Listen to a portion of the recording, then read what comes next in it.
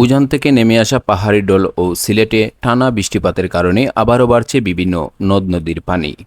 হুহু করে পানি বৃদ্ধির এই প্রক্রিয়া অব্যাহত থাকায় নতুন করে বন্যার আশঙ্কা তৈরি হয়েছে সিলেট অঞ্চলে। সিলেটের ৩ উপজেলা কোম্পানীগঞ্জ, গোয়াইনঘাট, জৈন্তাপুর আবারও অধিকাংশ ঘরবাড়ি পানির নিচে তলিয়ে গেছে। পানিবন্দী হয়ে পড়ছে লক্ষাধিক মানুষ। ইতিমধ্যে নগরের উপশহরে বেশ কিছু বাসাবাড়িতে পানি উঠেছে। বৃষ্টি অব্যাহত থাকলে আরও কিছু এলাকা পানি উঠতে পারে, এ নিয়ে শঙ্কায় আছে মানুষ। যতটা ব্লক আছে সবটির ভিতরে পানি বিরাট আকারে ক্ষয়ক্ষতি হয়। মনে গাও দোকা মাল বানাই চতুর্দিকে মানুষ ৫-৬ জন ঢুকানো কাটা হয়। তো আর বুধবাই সবার বাড়ি করেও পানি এই ব্লক পয়েন্টও থাকি লইয়া উপশহর আপনার ওই যে এবিসি পয়েন্ট পর্যন্ত খুব বেশি পানি হয়। ওটুক জায়গা বেশি পানি, কারণ এই সাইডের ড্রেনগুলো যদি ক্লিয়ার থাকতো অবশ্যই এলাকার পানি হইল না। আর কোনো দিকে কত পানি কত মানুষ হয় না। রোববার সন্ধ্যা ৬টা পর্যন্ত শুধু কুশিয়ারা নদীর উপর ফেসুগঞ্জ পয়েন্টে পানি বিপদসীমার উপরে অবস্থান করলেও ১ জুলাই সকালে সোমবার কানাইঘাটে পয়েন্টে পানি বিপদসীমার উপর দিয়ে প্রবাহিত হচ্ছে।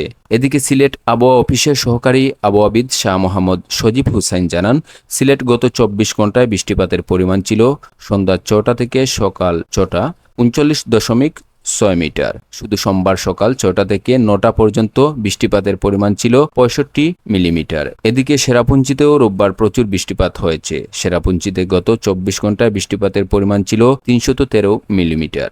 গোয়াইনঘাট উপজেলা নির্বাহী অফিসার মোহাম্মদ তহিদুল ইসলাম জানান, ভারত থেকে নেমে আসা পাহাড়ি ঢলে এবং বাংলাদেশে চলমান যে অতিবৃষ্টি, তাতে করে আবার তৃতীয় দফার মতো ২০২৪ সালে আমাদের গোয়াইনঘাট উপজেলায় বন্যা পরিস্থিতির উদ্ভব হয়েছে। ইতিমধ্যে আমাদের এখানে যে পিয়াইন নদী, সারি এবং গোয়াইন, এর মধ্যে ৩টি নদীর পানির যে উচ্চতা সীমা সেটি বৃদ্ধি পাচ্ছে।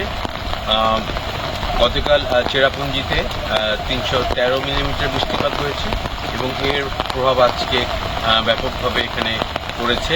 আগামী ৩ দিনও ভারতে বৃষ্টি রয়েছে, বাংলাদেশেও ভারী বর্ষণ হবে।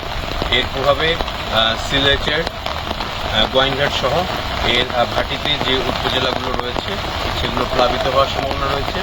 ইতিমধ্যে আমাদের গোয়াইনঘাট উপজেলার এখানে ২টি যে মূল সড়ক সেটি প্লাবিত হয়েছে, পানি প্রবাহিত হচ্ছে এর উপর দিয়ে, এবং আশেপাশের যে এলাকাগুলো রয়েছে সেগুলো প্লাবিত হয়েছে। আমাদের এখানে সার্বিকভাবে ৫৬টি আশ্রয়কেন্দ্র রয়েছে।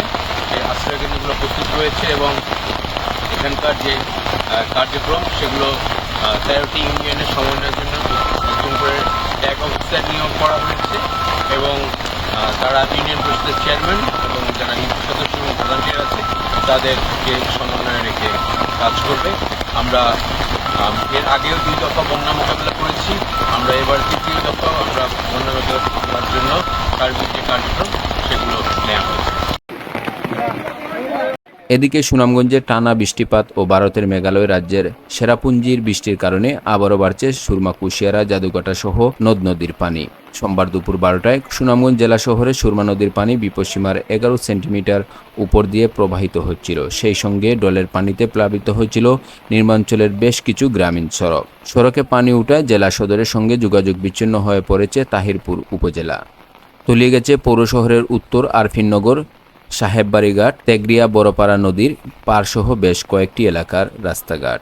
এছাড়া ছাতক, দোরাবাজার, মধ্যনগর বিভিন্ন উপজেলার নিম্নাঞ্চলের গ্রামীণ সড়ক তলিয়ে যাওয়ায় আবারও ভোগান্তিতে পোহাচ্ছে নিম্নাঞ্চলের কয়েক লাখ মানুষকে।